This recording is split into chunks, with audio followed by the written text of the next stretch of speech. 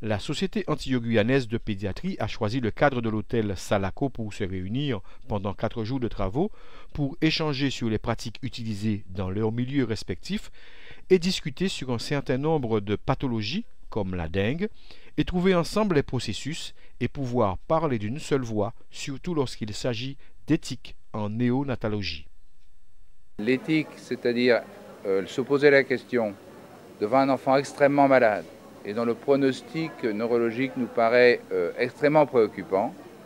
à nous comme aux parents. Donc se pose le problème de savoir si on n'est pas dans une obstination déraisonnable. Eh bien, on le prend en charge et on lui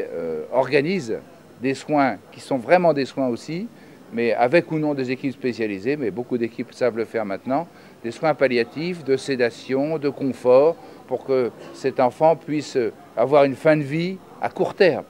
mais une fin de vie qui soit la plus tranquille possible et que ceci se fasse en accord et sur la demande acceptée des parents auprès des médecins.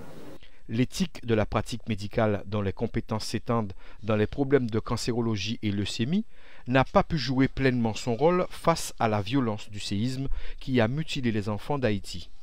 Ces enfants étaient traités en urgence, pris en charge en urgence. On en a reçu 35, ce qui fait que le service n'a pas pu s'occuper de la chirurgie froide que l'on avait l'habitude de pratiquer. Donc on a été obligé de se focaliser et de ne s'occuper que des enfants d'Haïti,